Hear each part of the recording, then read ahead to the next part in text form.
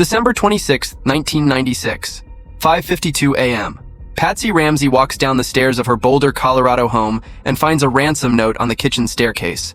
2.5 pages, handwritten, demanding $118,000 for the safe return of her daughter. She runs upstairs to her daughter's bedroom. The bed is empty.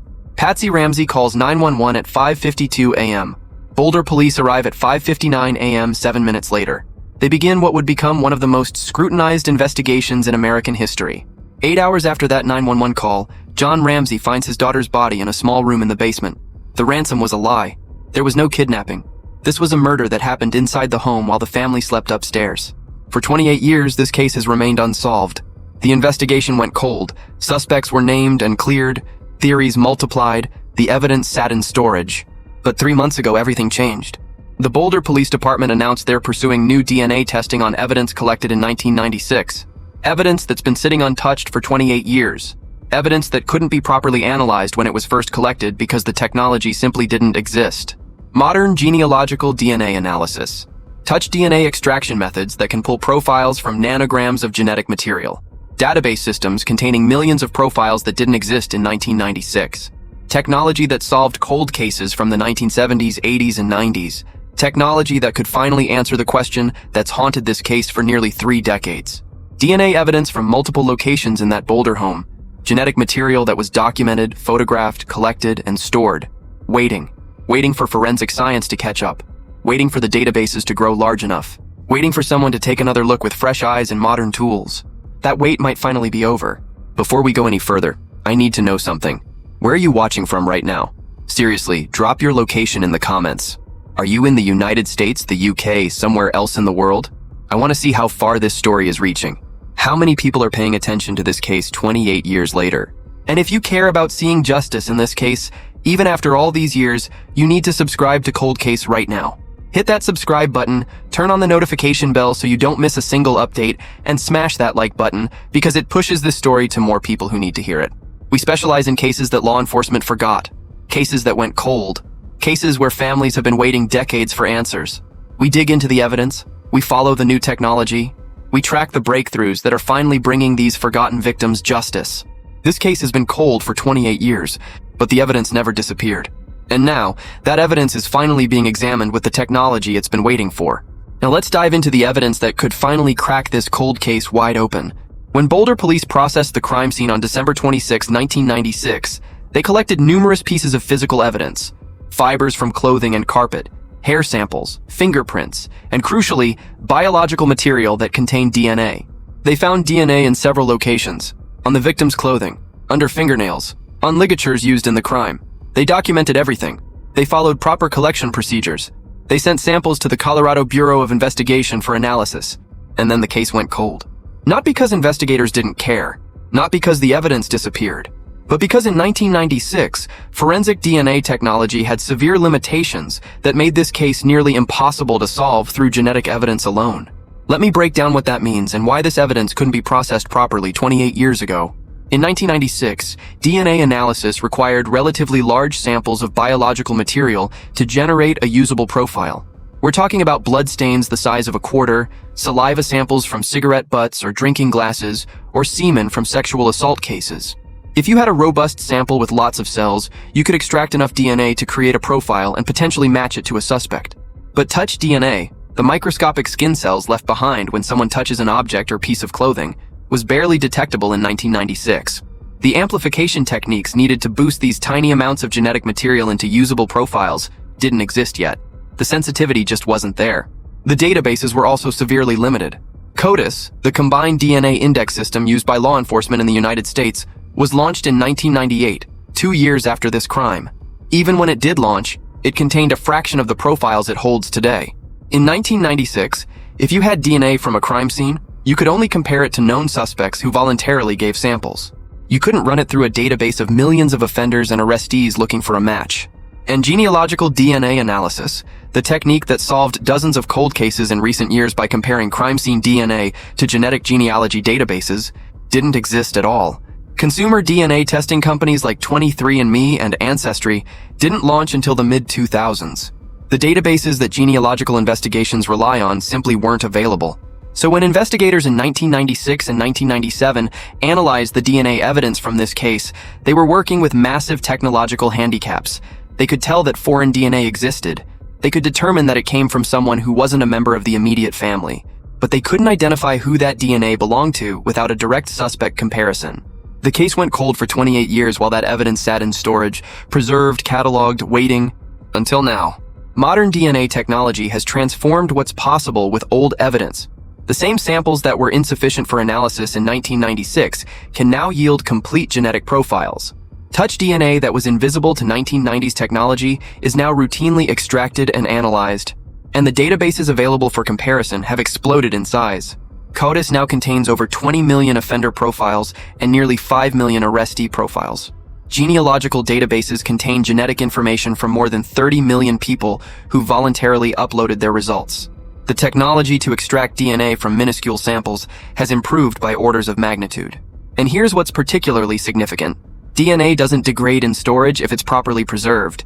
The evidence collected in 1996 is just as viable today as it was 28 years ago. Better, actually, because now we have the tools to analyze it properly. The Boulder Police Department announced in October 2024 that they're pursuing advanced DNA testing on items that have never been fully analyzed. They're using modern extraction techniques. They're comparing results against expanded databases. They're employing genealogical analysis methods that didn't exist when this case went cold. For 28 years, the person who left that DNA thought the technology would never catch up. They were wrong. But the DNA evidence doesn't exist in isolation.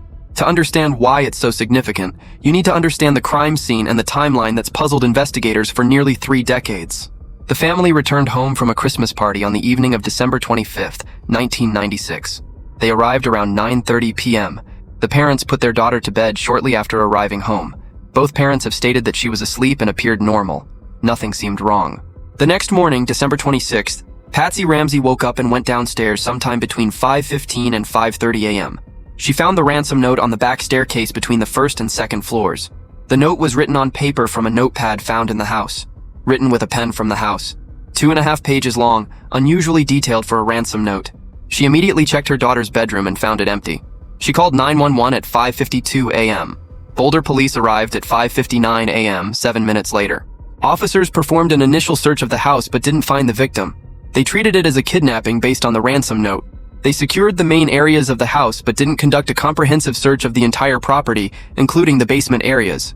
At approximately 1 p.m., nearly 7 hours after police arrived, Detective Linda Arndt asked John Ramsey and a family friend to search the house again. John Ramsey went to the basement. He opened the door to a small room, sometimes called the wine cellar, in the basement area. He found his daughter's body. She was lying on the floor. She had been struck in the head. She had been strangled with a ligature made from cord and a broken paintbrush handle, both items from inside the house. Her mouth was covered with duct tape. Her wrists were loosely bound with cord. The medical examiner determined she died from asphyxiation due to strangulation combined with cranial trauma. The head injury was severe, a linear skull fracture, but the strangulation appeared to have been the primary cause of death. Time of death was estimated to be between 10 p.m. on December 25th and 6 a.m. on December 26th, though the medical examiner later refined this to likely around midnight to 2 a.m. Think about that timeline for a moment. The family arrived home around 9:30 p.m. Everyone went to bed by 10 p.m. Somewhere between midnight and 2 a.m., this crime occurred, inside the house, while the family slept upstairs, and nobody heard anything significant enough to investigate or call for help. The crime scene presented numerous puzzles that have fueled theories for 28 years. The ransom note was unusually long and detailed. Ransom notes are typically brief, but this one rambled for 2.5 pages. It referenced movies, made specific threats, and demanded exactly $118,000, which happened to be very close to John Ramsey's Christmas bonus amount that year. The note was written on a pad from inside the house, using a pen from inside the house. A practice note, the first attempt at writing the ransom letter, was found on pages earlier in the same notepad. Someone had started to write Mr. and Mrs., then stopped and turned to a fresh page to write the final version. That suggests the note was written inside the house, possibly over a period of time, not prepared in advance.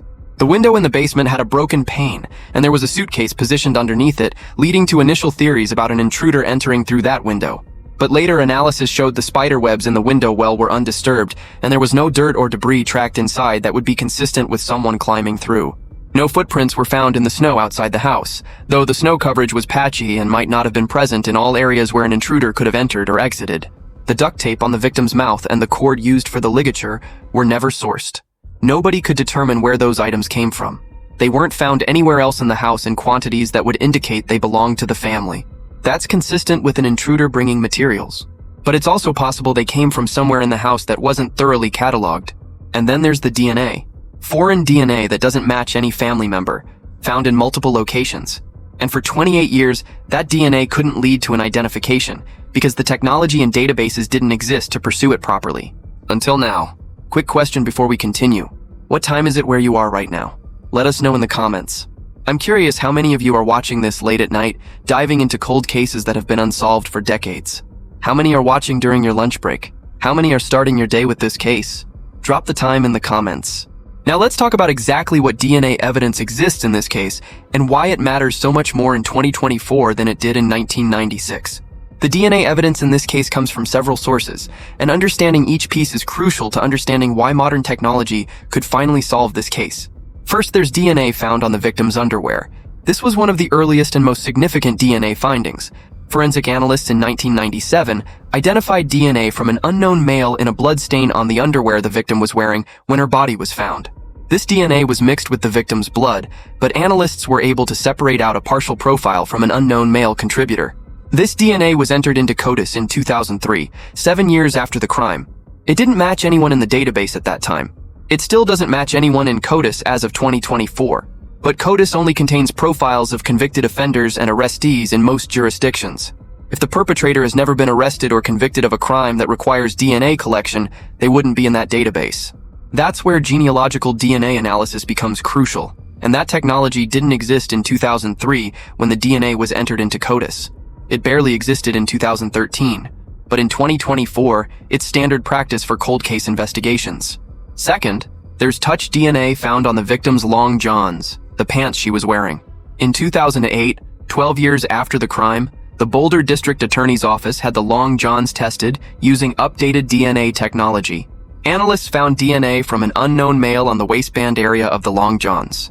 The profile appeared to be consistent with the DNA found on the underwear, suggesting it came from the same person. Touch DNA analysis in 2008 was significantly more advanced than in 1996, but it was still relatively new and sometimes controversial. Defense attorneys in various cases have argued that touch DNA can be transferred innocently, contaminated during collection or analysis, or deposited through secondary transfer, where DNA moves from one surface to another without direct contact. Those arguments have merit in some cases, but when you find the same DNA profile in two separate locations on a victim's clothing, both in areas that would require direct contact during a crime, the likelihood of innocent transfer or contamination decreases significantly. And here's what makes this even more significant. Modern DNA analysis can now extract usable profiles from even smaller amounts of genetic material than what was tested in 2008. The ligature, the duct tape, the paintbrush handle used to create the garrote, other items from the crime scene that may have been tested in 1996 or 2008 and found insufficient, those items can be retested with 2024 technology. Every point of contact between the perpetrator and the victim, between the perpetrator and the materials used in the crime, is a potential source of DNA. In 1996, many of those contact points wouldn't have yielded enough genetic material to generate a profile. In 2024, they might. The Boulder Police Department hasn't disclosed exactly which items they're retesting or what new evidence they're analyzing. That's standard procedure in an active investigation. But the announcement that they're pursuing new DNA testing after 28 years tells us they believe modern technology can extract information that wasn't available before. Let me break down what modern genealogical DNA analysis looks like and why it's so powerful for cold cases. When investigators have DNA from a crime scene but no match in CODIS, they can now partner with genealogical research companies to upload that DNA profile to public genealogy databases. These databases contain genetic information from millions of people who voluntarily submitted DNA tests to learn about their ancestry. The crime scene DNA is compared against those millions of profiles looking for partial matches. A partial match doesn't mean you found the perpetrator. It means you found someone who shares enough genetic markers to be related to the perpetrator. Maybe a second cousin, maybe a third cousin once removed. Someone who shares a common ancestor with the person who left DNA at the crime scene. Once you identify potential relatives, genetic genealogists begin building family trees. They work backward from those DNA matches to common ancestors, then forward through generations to identify all descendants of those ancestors. They narrow down the possibilities using age, location, gender, and other factors. Eventually, if the methodology works, they arrive at a suspect or a very small pool of possible suspects. This is exactly how the Golden State Killer case was solved in 2018, 44 years after his first known crime. Investigators uploaded his DNA to GEDmatch, a public genealogy database. They found partial matches to distant relatives. Genealogists built family trees and narrowed down the possibilities until they identified a suspect. That led to his arrest and eventual conviction. Since 2018, this technique has solved dozens of cold cases: murders from the 1970s, rapes from the 1980s, abductions from the 1990s, cases that were completely cold, with no suspects, no leads, nothing but DNA evidence that sat in storage for decades. The success rate depends heavily on the size and diversity of the genealogy databases, the quality of the DNA sample, and the skill of the genetic genealogists building the family trees. But when conditions are favorable, this technique works. For 28 years, the DNA evidence in this case couldn't be pursued this way because the databases didn't exist. Now they do. And they're growing larger every year as more people submit DNA tests for ancestry purposes. The Boulder Police have confirmed they're working with the Colorado Bureau of Investigation and private laboratories on the DNA analysis.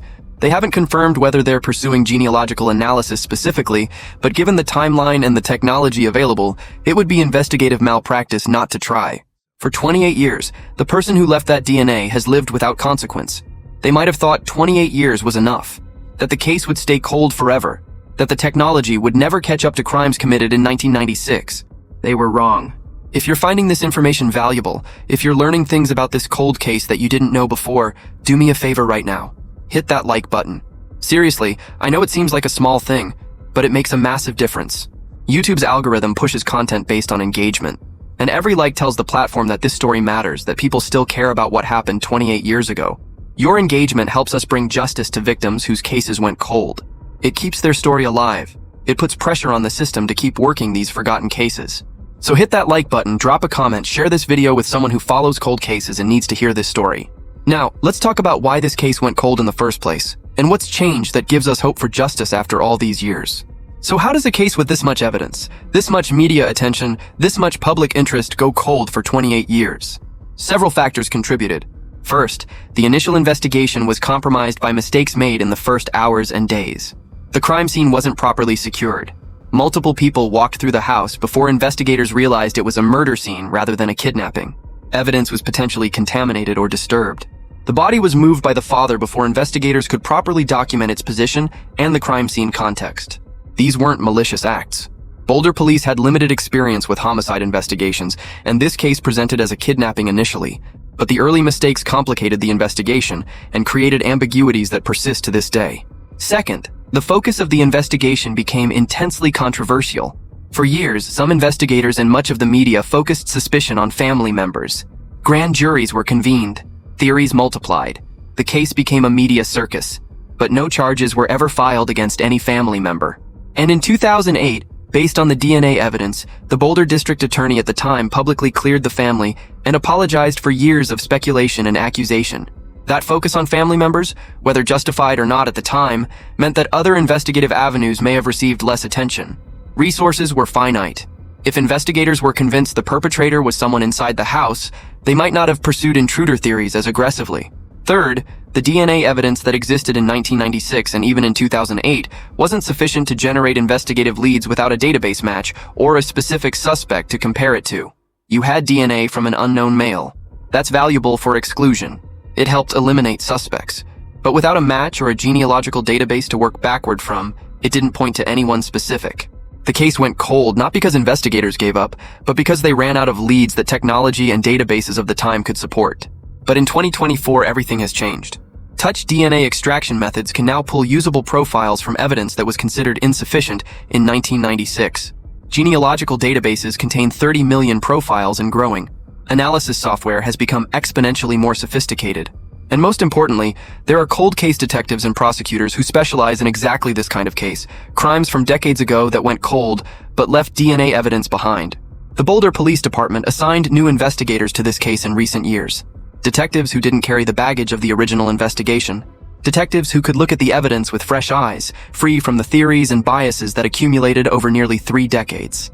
Those detectives recognized that the DNA evidence, properly analyzed with modern technology, could finally provide answers. That's what changed. Not the evidence itself, but what we can do with it. This case sat cold for 28 years, not forgotten by investigators or the public, but stuck, waiting for science to catch up, waiting for the databases to grow large enough, waiting for someone to refuse to let it stay cold forever. That wait is ending. The evidence collected in 1996 tells a story about what happened in that Boulder home on Christmas night, a story about who was there, a story about who committed this crime. For 28 years, we couldn't read that story because we didn't have the tools to interpret the evidence properly. The DNA was there, documented and preserved, but silent, unable to reveal the identity it contained. Modern technology has given us the tools to make that evidence speak, to extract information that was invisible in 1996, to compare genetic profiles against databases that didn't exist when this case went cold, to build family trees that lead backward from distant relatives to common ancestors and forward again to a suspect.